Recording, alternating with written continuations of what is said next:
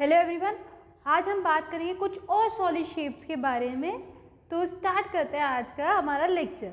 So first जो solid shape जो आज हम बात करने वाले हैं वो है कोन। ठीक है, सो फर्स्ट है कोन।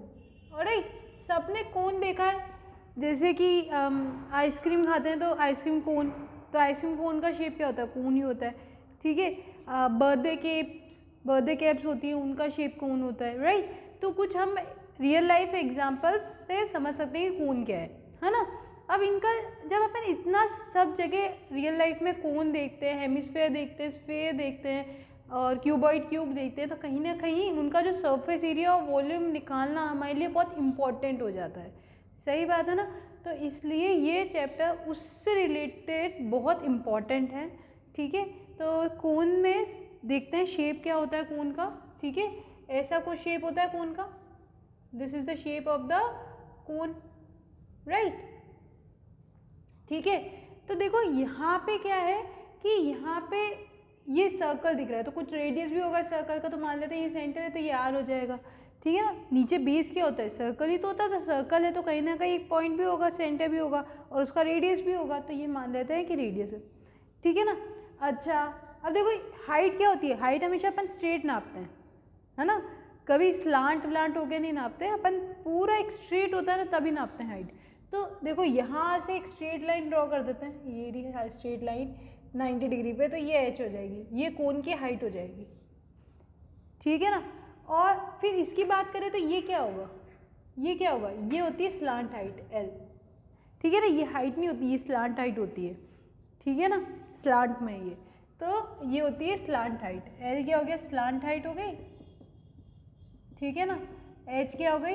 एच क्या हो गई? हाइट ही हो गई एच। ठीक है, और आर क्या हो गया? रेडियस हो गया कोन का। ठीक है, आई होप आपको ये चीज़ समझ में आई होगी। अब बात करते हैं इनके फॉर्मूलाज पे। तो सबसे पहले बात करते हैं कर्व सरफेस एरिया की। कर्व सरफेस एरिया, अच्छा कर्व सरफेस एरिया क्या होता है? जिसमें टॉप और बॉटम एक्सक्लूडेड होता है। टॉप एंड बॉटम हम इंक्लूड नहीं करते हैं, हमने ऑलरेडी डिस्कस कर रखा है ना। तो top and bottom are excluded, top and bottom are excluded. ठीक है ना। तो टॉप तो कुछ है ही नहीं, टॉप पे तो पॉइंट है, टॉप तो कुछ है ही नहीं। बॉटम है सर्कल, उसको हटा देते हैं, तो हम किसकी बात करेंगे? सी एस ए सिर्फ इसकी। ठीक है ना, इस वाले पार्ट की बात करेंगे, सर्कल की बात नहीं करेंगे। तो जो C S A of cone होता है ना, C S A of cone, वो क्या होता है? पाई आर एल। क्या होता है? पाई आर एल।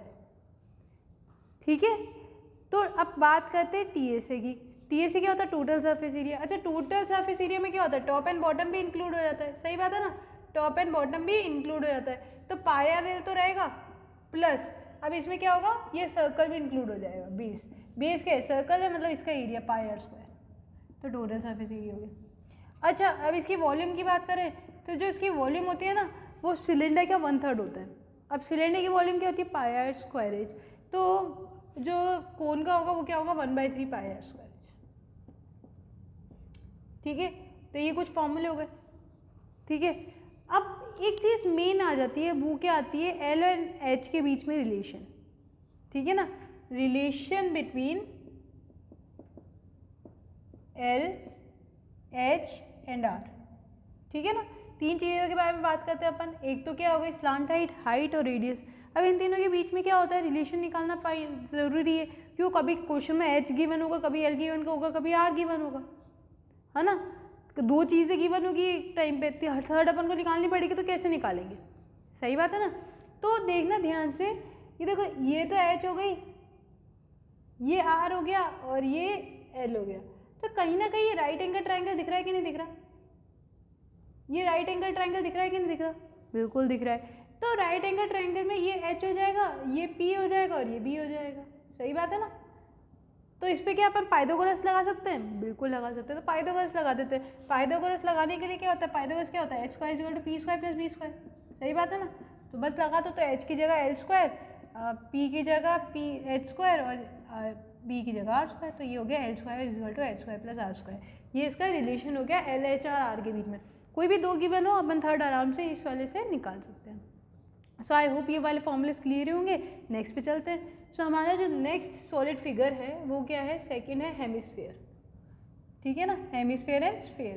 तो सबसे पहले स्फीयर ले लेते हैं अपन, ठीक है ना। स्फीयर, स्फीयर क्या होता है, अगर अपन रियल लाइफ की बात करें स्फीयर का देखते हैं, बॉल, फुटबॉल हो गई, बास्केटबॉल हो गई, टेनिस बॉल हो गई, है ना, उनका क्या शेप होता है, स्फीयर ही तो होता है, ठीक है ना। तो वो स्फीयर होता है, ठीक है। तो ये रहा स्फीयर, सही बात है। अच्छा, उसका भी कोई ना कोई तो रेडियस हो गई, तो मान लेते हैं इसका रेडियस आर है, ठीक है ना।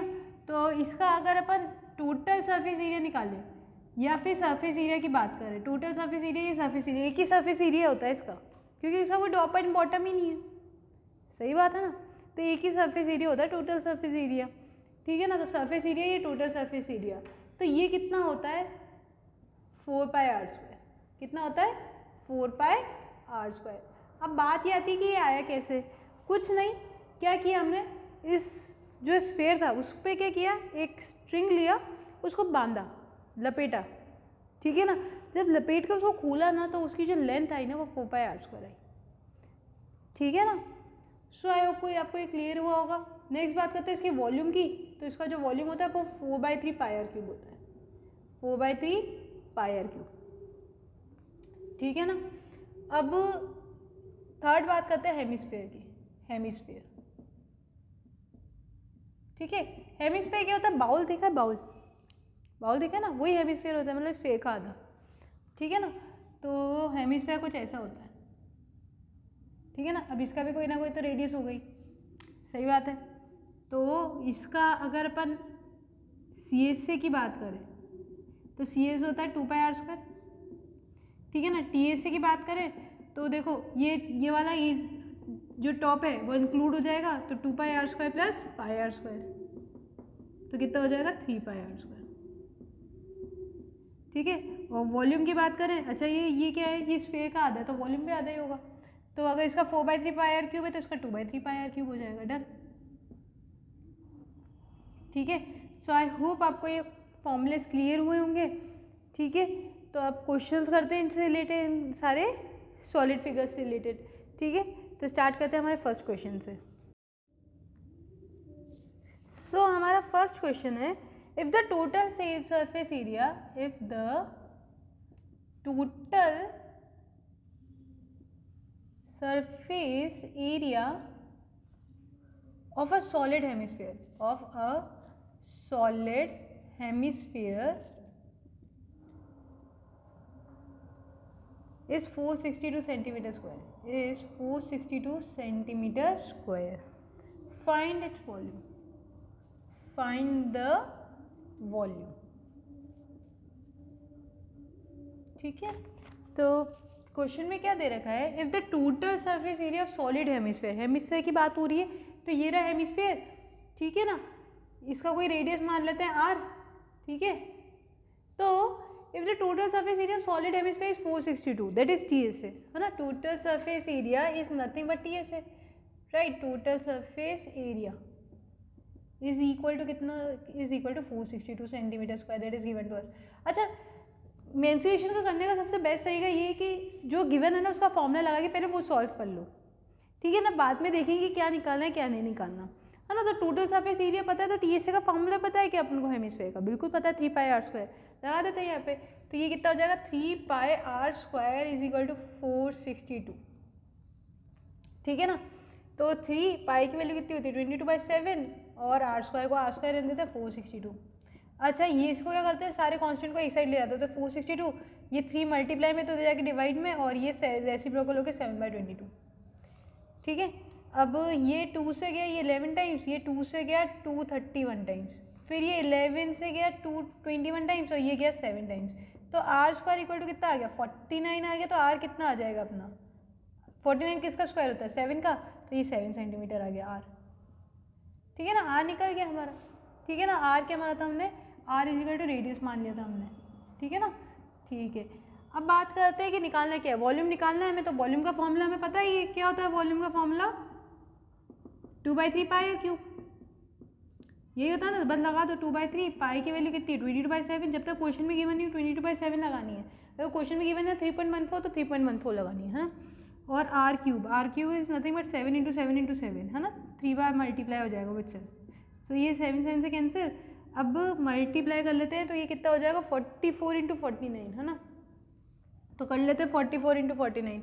सो 49 इंटू 44, तो ये कितना हो जाएगा 4 9 से 36, 4 4 से 16, ये कितना हो जाएगा 19 196। ठीक है, तो ये भी 196 हो जाएगा। तो 6 5 1 11, ये कितना हो जाएगा 2156। ठीक है, तो ये कितना आ जाएगा 2156/3 सेंटीमीटर क्यूब। इसको आप यहाँ पे भी छोड़ सकते हैं या फिर आप इसको डेसिमल में भी चेंज कर सकते हैं। तो ये डेसिमल में ओके कितना हो जाएगा 7, ये 1 26, ये 8, ये 20, 718.8 सेंटीमीटर क्यूब, और ये हमारा क्या हो गया वॉल्यूम आ गया। सो आई होप आपको ये क्वेश्चन क्लियर हुआ होगा। नेक्स्ट क्वेश्चन पे चलते हैं। सो हमारा नेक्स्ट क्वेश्चन है the total surface area of cube. Question is the total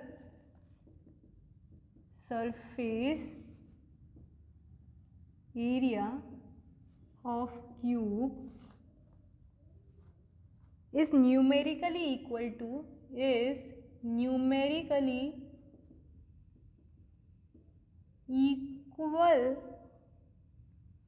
to the surface area of sphere, to the surface area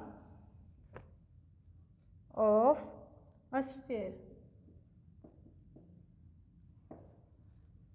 Then find the ratio of their volume. Then find the ratio of their volume. ठीक है, तो ये question करने का try करते हैं अपन।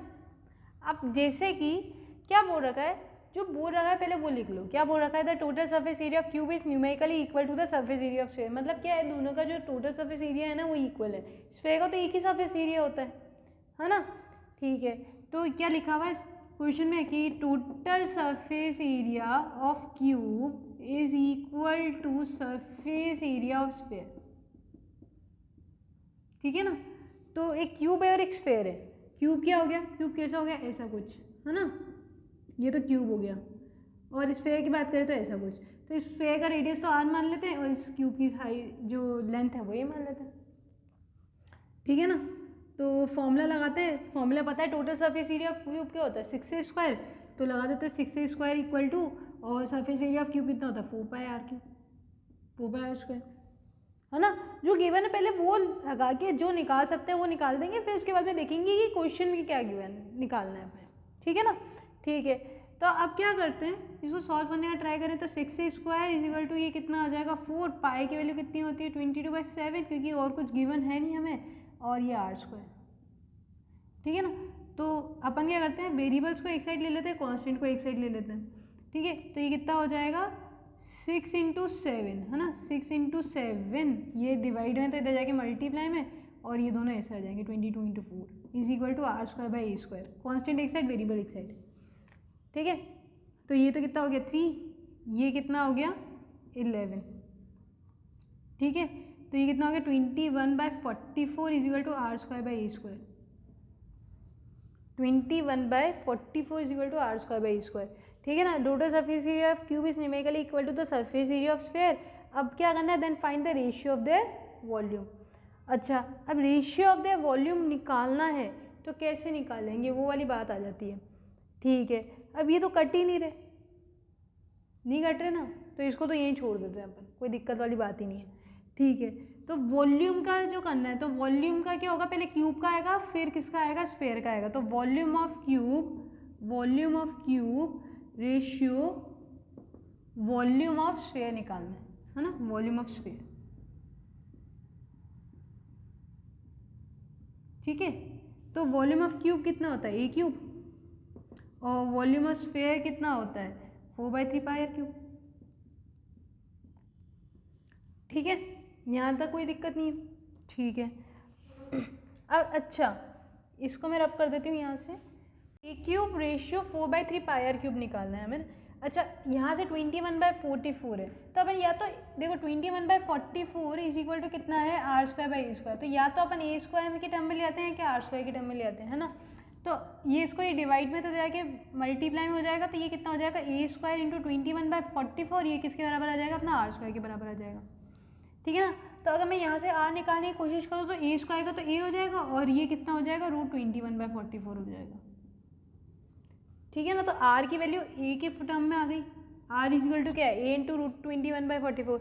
अच्छा अपन को निकालना क्या है a³, अपन को निकालना क्या है a³ रेशियो 4/3 πr³, यही निकालना है ना, ठीक है। तो एक काम करते हैं a³ को तो ऐसे ही रहने देते हैं और r की जगह ये वाली वैल्यू डाल देते हैं, तो पाई की वैल्यू तो 22/7 हो गई और r की जगह हम क्या डाल देते हैं, ये डाल देते हैं a इंटू √21/√44 होल क्यूब, ठीक है ना। तो ये कितना हो जाएगा a³ रेशियो, ये कितना हो जाएगा 4/3 into 22/7।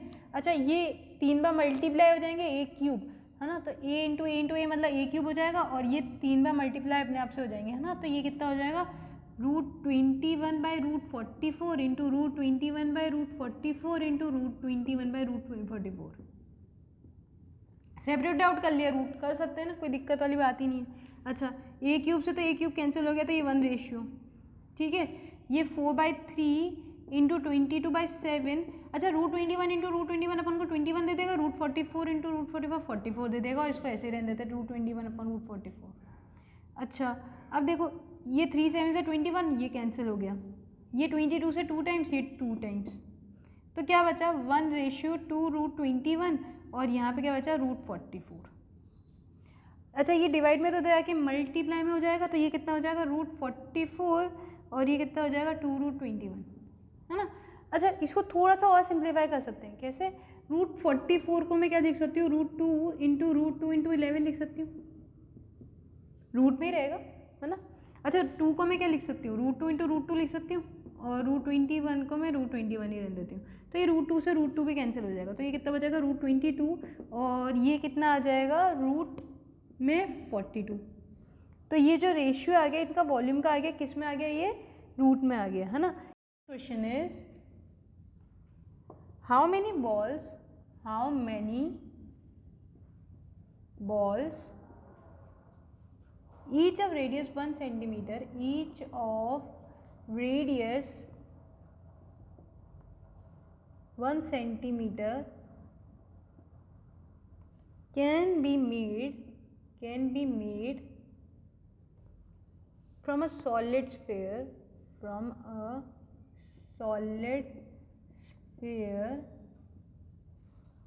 of lead of radius 8 centimeter, of radius 8 centimeter।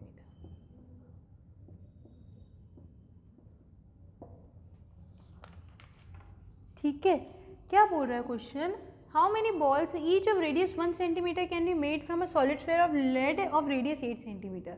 ठीक है, जब भी एक चीज़ ध्यान रखना, जब भी अपन एक चीज़ से दूसरी चीज़ में जाते हैं ना, एक चीज़ से दूसरी चीज़ बनाने की कोशिश करते हैं, हमेशा वॉल्यूम कंपेयर होता है। क्या कंपेयर होता है, वॉल्यूम, ठीक है ना। तो दोनों का वॉल्यूम कंपेयर कर लेते हैं, है ना। वॉल्यूम ऑफ, दोनों ही स्फीयर हैं, तो वॉल्यूम ऑफ बिगर स्फीयर, ठीक है, और यहाँ पे क्या आ गया is equal to volume of smaller sphere, ठीक है ना। दोनों को बस इक्वल कर दो, हमेशा ध्यान रखना, है ना। तो ये वॉल्यूम ऑफ स्मॉलर स्फीयर। अच्छा अब नंबर किसके निकालने हैं, how many balls each of radius 1 centimetre, smaller ball के निकालने हैं नंबर, तो n इधर मल्टीप्लाई कर दो, जिसके भी नंबर्स निकालने हैं उस साइड n से मल्टीप्लाई कर दो, दैट इज नंबर, ठीक है ना। तो n क्या डिनोट कर रहे हैं यहाँ पे, number of balls,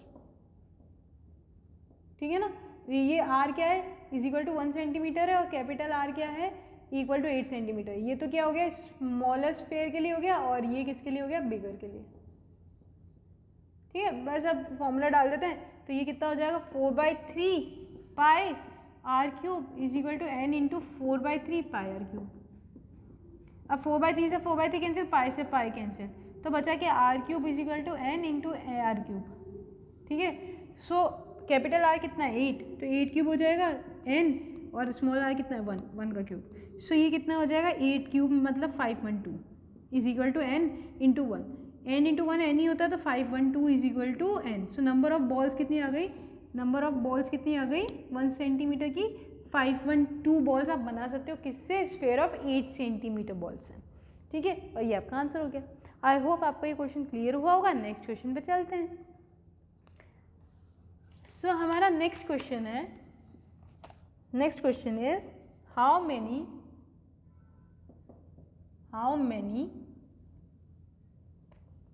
meters of 5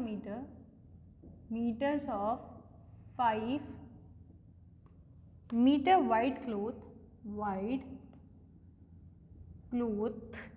will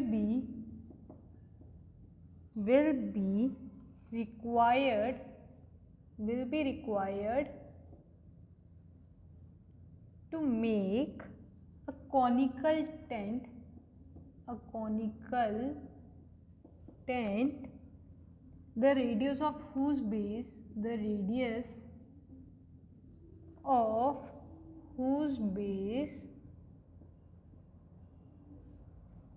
is 7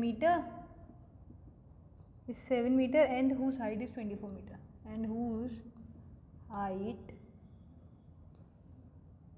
is 24 metre. ठीक है, तो करते हैं इस क्वेश्चन को ट्राई कि कहना क्या चाह रहा है। How many metres of 5 metre wide cloth will be required to make a conical tent. ठीक है ना, अब जैसे कॉनिकल टेंट है, जैसे ये रहा है ना, हमें कॉनिकल टेंट बनाना है।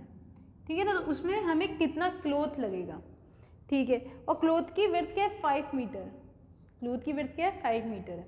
अच्छा, आपने क्लोथ अगर अपन गए हो ना मार्केट कि क्लोथ लेने, तो क्लोथ क्या होता है, ऐसा होता है, रेक्टेंगल शेप का होता है, देखने का, है ना।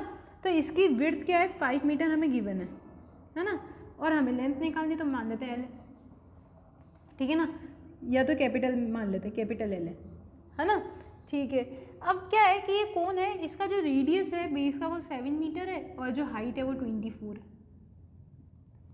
ठीक है, तो अगर अपन थोड़ा सा इमेजिनेशन करें, अपन ने कभी भी जैसे टेंट देखा है तो कभी भी बेस पे कुछ नहीं होता, बेस में नहीं लगाते कपड़ा, कपड़ा कहाँ लगाते हैं, क्लोथ कहाँ लगाते हैं, यहाँ पे कर्व सरफेस पे, है ना, कर्व सरफेस पे लगाते हैं, बेस पे या टॉप पे, तो बेस पे तो लगाते ही नहीं अपन, है ना, कोन के बेस पे तो लगेगा ही नहीं।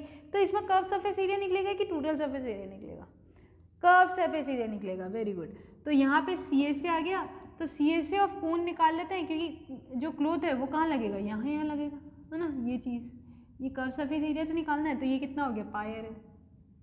इतना हमें क्लोथ चाहिए, इतना ही क्लोथ चाहिए ना, तो निकाल लेते हैं इसका एरिया। तो पर अगर अपन समझे ना, तो अपने पास में एच है, आर है, एल तो है ही नहीं, लगाएंगे कैसे, आर तो मिल गया, पर एल कैसे निकालेंगे, तो एल निकाल सकते हैं क्या, बिल्कुल निकाल सकते हैं। एल का फॉर्मूला है हमारे पास में L square equal to H square plus R square, तो लगा देते हैं। तो एच स्क्वायर कितना हो गया 24 स्क्वायर और 7 स्क्वायर, है ना। 24 स्क्वायर कितना होता है 576 और 7 स्क्वायर कितना होता है 49। सो ये कितना हो जाएगा 625। तो एल स्क्वायर का 625 हो गया, तो एल कितना हो गया 25, क्योंकि क्या हो गया, ये तो क्या हो गया स्क्वायर हो गया 25 का, तो एल 25 आ गया, बिल्कुल आ गया। आप तो सी ए से निकाल ही सकते हैं बिल्कुल आराम से। सो सी ए से कितना हो जाएगा, पाई कितना हो गया 22/7, आर कितना है 7 और एल कितना है 25, तो 7 से 7 कैंसिल, 25, ये कितना हो जाएगा 55 है ना। तो ये कितना हो गया 550 मीटर स्क्वायर, इतना हमें क्या चाहिए, क्लोथ चाहिए कोन के लिए। तो इस जो क्लोथ का एरिया है, इस क्लोथ का एरिया है वो भी कितना होना चाहिए 550 मीटर स्क्वायर तो होना चाहिए, सही बात है ना। और ये तो रेक्टेंगल शेप में, क्या रेक्टेंगल शेप की एरिया पता है क्या अपन को फॉर्मूला, बिल्कुल पता है, तो लगा देते हैं, है ना। तो यहाँ से अगर अपन लगाएंगे तो कितना आ जाएगा, एरिया ऑफ रेक्टेंगल कितना होता है L × B, है ना, तो वो लगा देते हैं अपन। So area of cloth, area कितना हो जाएगा L × B, so L × B। अब एरिया तो कितना है 550 अपन निकाल चुके हैं, है ना, और L हमें पता नहीं है, B हमें पता है 5 है, तो ये 5 मल्टीप्लाई में तब जाके डिवाइड में, तो 550/5 = L, तो ये कितना आ गया 110 मीटर। सो जो लेंथ होगी ना क्लोथ की वो कितनी चाहिए होगी, हमें 110 मीटर चाहिए होगी, ये हमारा आंसर हो गया। ठीक है, आई होप आपको ये क्वेश्चन क्लियर हुआ होगा और ये लेक्चर भी क्लियर हुआ होगा। नेक्स्ट लेक्चर में मिलते हैं, थैंक यू सो मच।